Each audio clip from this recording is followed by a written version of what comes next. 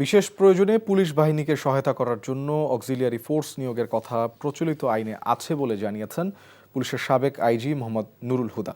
তবে ঢাকার বর্তমান আইনশৃঙ্খলা পরিস্থিতি উন্নয়নে এই ফোর্স কতটা কার্যকর ভূমিকা রাখবে এ বিষয়ে সংশয় আছে তার।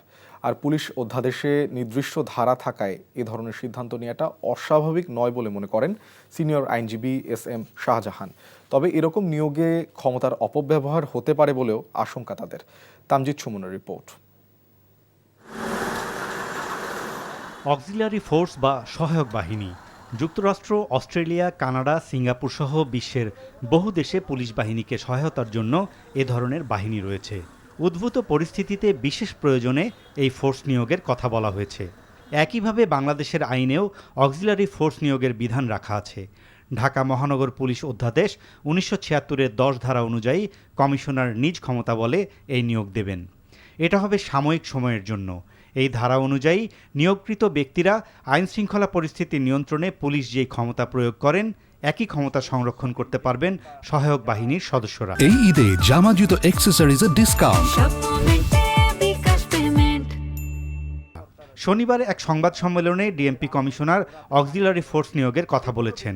মেট্রোপলিটন পুলিশের আইন বলে অক্সিলারি পুলিশ ফোর্স নিয়োগের ক্ষমতা আমার উপর আছে, আমি সেই মোতাবেক ওনাদেরকে আমি নিয়োগ দিচ্ছি। সিনিয়র আইনজীবী এস.এম. শাহজাহান বলেন, পুলিশ অধ্যাদেশ আইনে এই বিধান রয়েছে। সাময়িক সময়ের জন্য অক্সিলারি ফোর্স নিয়োগ দেয়া যাবে। বড় ধরনের কোনো কিছু হলে সেখানে পুলিশ কিন্তু পারতপক্ষে যাচ্ছে না। অর্ডিন্যান্স আছে যেহেতু, কাজে এখন প্রয়োজনের মুহূর্তে এটা দেওয়া যেতে পারে। যাদেরকে দেবে এদের আবার যদি ভেরিফিকেশন বা এদের তো ভালো মন্দ দেখে নিতে হবে। অক্সিলারি ফোর্সের মতো সাময়িক বন্দোবস্ত বিশ্বের বিভিন্ন দেশে আছে বলে জানান পুলিশের সাবেক আইজি মোহাম্মদ নুরুল হুদা। তবে ঢাকার বর্তমান আইনশৃঙ্খলা পরিস্থিতি উন্নয়নে অক্সিলারি ফোর্স কতটা কার্যকর ভূমিকা রাখবে এ ব্যাপারে সংশয় আছে। তাদের ভেরিফিকেশনের দরকার আছে, সেই ভেরিফিকেশনটা করা দরকার। এবং তাদের যদি অস্ত্রের ব্যবহার তারা করে, যেটা করতে পারে, তাদের অস্ত্রের ব্যবহার তাদের দেখে নেওয়া উচিত, অস্ত্রের ব্যবহারটা ঠিকভাবে তারা করছে পারছে কিনা।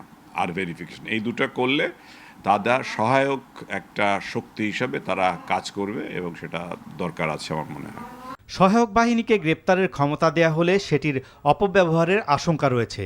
তাই নিয়োগকৃতদের সুষ্ঠু ভেরিফিকেশন ও তাদের তত্ত্বাবধানের জন্য নিয়ন্ত্রক কমিটি গঠনের প্রয়োজনীয়তা দেখছেন পুলিশের এই সাবেক আইজি। অপব্যবহারের সম্ভাবনা যাতে না থাকে তার জন্য তত্ত্বাবধান কর্মকর্তা যারা থাকবেন তারা দেখবেন।